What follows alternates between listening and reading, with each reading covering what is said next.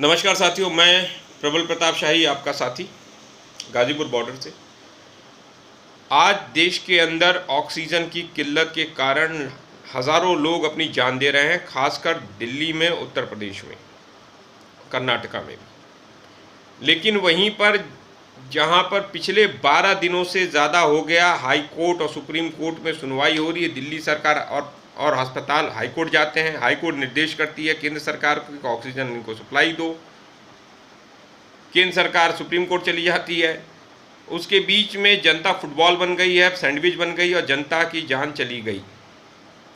ये कुप्रबंधन है दिल्ली के केजरीवाल सरकार की और केंद्र के मोदी सरकार की। ये नाकामी के कारण हज़ारों लोगों की जान जो दिल्ली में गई है और जो लाखों लोग अभी ऑक्सीजन की कमी के कारण जूझ रहे हैं, कुप्रबंधन के कारण जो उनको परेशानियां झेलनी पड़ रही है, इसका कोई और जिम्मेदार नहीं। इस देश के प्रधानमंत्री नरेंद्र मोदी हैं और दिल्ली के मुख्यमंत्री केजरीवाल हैं। इसी के साथ साथ उत्तर प्रदेश में भी तमाम तरह के कुप्रबंधन के कारण ही, ऑक्सीजन की कमी के कारण बहुत सारे लोगों की जान चली जा रही। इसके जिम्मेदार कोई और नहीं, वहाँ के मुख्यमंत्री योगी आदित्यनाथ हैं, जिन्होंने समय रहते हुए ही ऑक्सीजन के प्लांट्स नहीं लगाए, ऑक्सीजन के बेड्स नहीं बढ़ाए, आईसीयू बेड्स के नहीं बढ़ाया, वेंटिलेटर बेड नहीं बढ़ाया। यहाँ तक कुछ बेड अभी फिरोज़ाबाद के एक अस्पताल में 76 बेड पड़े हुए हैं, लेकिन उसका इस्तेमाल नहीं किया जा रहा है। अभी कमी नहीं, कुछ चीज़ों की कमी है कुप्रबंधन की। इनके कुप्रबंधन के कारण, इनकी नाकामियों के कारण आज लाखों लोगों की जान पे आ गई है और लाखों लोग जान चली गई। वहीं पर इस देश के अंदर दो राज्य, केरल के अंदर ऑक्सीजन के प्लांट्स पिछले 1 साल के अंदर तैयार करके रख दिए गए। आज एक ऐसी सरकार है केरल के अंदर और एक ऐसा राज्य बन गया है जहां पर ऑक्सीजन की सप्लाई में कोई भी बाधा नहीं है और लोग ऑक्सीजन के बिना नहीं मर रहे। आज मैं महाराष्ट्र की सरकार का भी आपको ध्यान आकर्षित करूंगा। महाराष्ट्र की सरकार ने भी प्रबंधन ठीक से किया है। आज वहां पर लॉकडाउन समय पर लगाया गया। दूसरी चीज़, वहां पर तीसरी लहर की तैयारी शुरू कर दी गई है। तीसरी लहर से कैसे प्रबंधन किया जाए, कैसे लोगों को बचाया जाए, उस पर कार्य शुरू हो गया महाराष्ट्र। मैं आपको एक उदाहरण बताता हूं कि उत्तर प्रदेश का एक परिवार जो आजमगढ़ में रहने वाला है, वो काफ़ी समय से महाराष्ट्र के मुंबई में रह रहा था। मुंबई से उसकी माताजी आजमगढ़ जाती हैं। 1 महीने पहले वहाँ वो बीमार पड़ जाती हैं और लड़का तुरंत वहाँ फ्लाइट पकड़कर आजमगढ़ पहुँचता है और आजमगढ़ में अपनी माँ को लेकर पूरी दिन भर घूमता है। उसको ऑक्सीजन का बेड नहीं मिलता, फिर वो जौनपुर जाता, किसी तरीके से ऑक्सीजन का बेड मिलता है। फिर वेंटिलेटर की मांग होती है। वेंटिलेटर न तो बनारस में है, न जौनपुर में, न आजमगढ़ में, न गाजीपुर में, न इलाहाबाद में मिला उसे। फिर वहाँ से वो एक आईसीयू वेंटिलेटर एम्बुलेंस लेकर अपनी माँ को 24 घंटा लेकर भागता है और अपनी माँ को ले आकर मुंबई के एक अस्पताल में आईसीयू बेड में भर्ती करा देता है। ये स्थिति उत्तर प्रदेश के अंदर है कि अगर आपको जान बचानी है तो आपको सीधे उत्तर प्रदेश से भागकर दूसरे राज्यों में जाकर शरण लेनी पड़ेगी। यही कमोवेश स्थिति दिल्ली के अंदर भी है। दिल्ली और उत्तर प्रदेश के मुख्यमंत्रियों ने बस एक ही काम किया और केंद्र के प्रधानमंत्री ने भी यही काम किया। इन्होंने बस भारी भारी विज्ञापन लगाए। विज्ञापनों में इन्होंने जितने पैसे, अरबों रुपए फूके, उसके 1/3 भी अगर पैसा इन्होंने वेंटिलेटर के लिए, ऑक्सीजन के प्लांट्स के लिए लगाए होते तो आज ऑक्सीजन प्लांट हर अस्पतालों में लग गया, जो अब शुरू हुआ है। अब जाकर ऑक्सीजन प्लांट्स लगाए जा रहे हैं निजी अस्पतालों में। मैं अभी भी मांग करता हूं कि युद्ध स्तर पर कुछ ना किया जाए। जितने भी कोविड अस्पताल बनाए गए हैं वहां पर तत्काल प्रभाव में 48 से 72 घंटे के अंदर ऑक्सीजन के प्लांट लगा दिए जाएं, जिससे वहां पर 30 से 40% की इमरजेंसी ऑक्सीजन तुरंत बन सकेगी। हवा से वहां पर ऑक्सीजन बनाई जा सकती है उस प्लांट से तुरंत। जितने भी कोविड अस्पताल हैं दिल्ली में, उत्तर प्रदेश के अंदर, जहाँ पे भयावह स्थिति है, चाहे वो कर्नाटका हो, वहाँ पे तत्काल, मेरा सुझाव है तत्काल वहाँ पर ऑक्सीजन के प्लांट सरकार लगाए युद्ध स्तर पर, सेना के मेडिकल कोर के से। दूसरी चीज़, एक खबर हमेशा आ रही है कि रेमडेसिविर जो है उसकी कालाबाजारी हो रही है। अभी ड्रग कंट्रोलर के हाथ में चला गया है कि ड्रग कंट्रोलर सरकार, अस्पताल ऑर्डर रेज करेंगे तब जाके डिमांड रेज करेंगे तो ड्रग कंट्रोलर, जबकि एम्स के डायरेक्टर गुलेरिया कह रहे हैं कि इस दवा का बहुत ज़्यादा असर नहीं है। तो जब इस दवा का असर नहीं है तो सरकार की तरफ से तुरंत एक नोटिफिकेशन होना चाहिए कि इस दवा का बेवजह लिखने वाले लोगों के ऊपर, अस्पतालों के ऊपर कार्रवाई की जाएगी। इसकी जगह पे अल्टरनेटिव ड्रग्स बहुत सारे हैं जिसके विषय में तमाम मीडिया चैनलों पर बातचीत की जा रही है।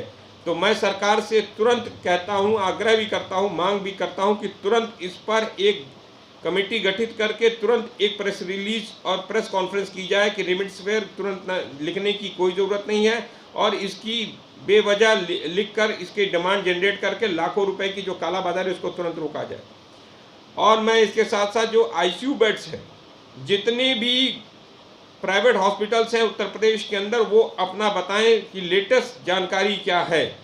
और मैं एक और चीज़ बताऊंगा, राज्य सरकार तुरंत उत्तर प्रदेश में गोरखपुर, लखनऊ, बनारस, बरेली, गाज़ियाबाद, नोएडा, कानपुर जैसे जो बड़े बड़े शहर हैं जहां पर सबसे ज़्यादा कोविड से लोगों की मौतें हो रही हैं या लोग बीमार हैं, वहां तुरंत युद्ध स्तर पर बड़े बड़े कोविड सेंटर्स बनाए जाएं, जहां पर अंतिम वर्ष के जो मेडिकल छात्र हैं वो और ट्रेनिंग नर्सेज के जो अंतिम वर्ष की जो छात्राएं हैं उनको स्पेशल ट्रेनिंग देकर, 3-4 दिन की ट्रेनिंग देकर उनको स्पेशली रूप से तैयार करके उनको वहां ड्यूटी दी जाए और उनको अच्छा मानदेय दिया जाए, उनको पीपी किट्स दी जाए और ये भी कोशिश की जाए कि इन सारे फ्रंट लाइनर मेडिकोज को तुरंत सरकार जो है वैक्सीनेट भी करे। मैंने पहले भी आग्रह किया था जिसको सरकारों ने माना, कि मैंने कहा कि पत्रकारों को फ्रंट लाइन कोरोना वॉरियर्स माना जाए और उनको वैक्सीनेट किया जाए, जिसको उत्तर प्रदेश सरकार, मध्य प्रदेश सरकार, बाकी कुछ सरकारों ने भी मान लिया है। मैं उसी तरह मांग करता हूं कि देश के उत्तर प्रदेश के, दिल्ली के और बाकी जगहों के राजस्व कर्मचारियों को भी और वकीलों को भी फ्रंट लाइन और बैंक कर्मियों को भी फ्रंट लाइन कोरोना वायरस मानकर उनको तत्काल वैक्सीनेट किया जाए, क्योंकि इनका ही सबसे ज़्यादा एक्सपोज हो रहा है। तो मैं सरकार से यही मांग करूंगा।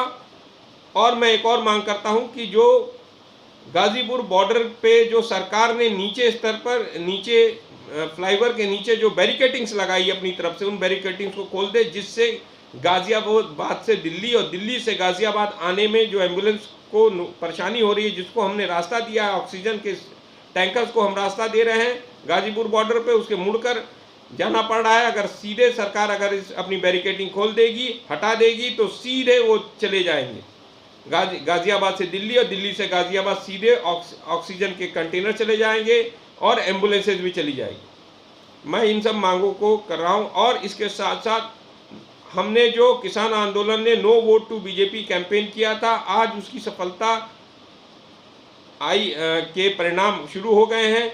जैसा आपने देखा कि बंगाल में काले कानूनों के खिलाफ जो कैंपेन शुरू किया गया था, नो वोट टू बीजेपी, वहां पर बीजेपी धाराशायी हो गई है। और उत्तर प्रदेश के पंचायत चुनाव में गांव-गांव no vote to BJP campaign में काले कानूनों के खिलाफ जनता ने मैंडेट दिया है और सरकार को चेतावनी दी है, और भारतीय जनता पार्टी तीसरे पोजीशन पे पहुंच गई है।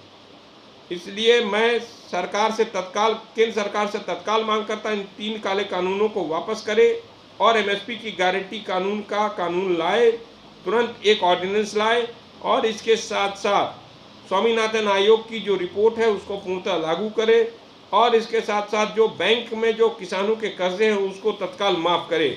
अगर सरकार बड़े बड़े उद्योगपतियों के लाखों करोड़ रुपए माफ़ कर सकती है तो किसानों के भी कर्जे सरकार माफ़ करे। मैं इन्हीं सब बातों के साथ मैं सरकार से एक और मांग करता हूं कि सरकार काला बाजारी पे तत्काल रोक लगाए और जो भी इस काला बाजारी में मिल रहे हैं उनके ऊपर तत्काल कार्रवाई करे।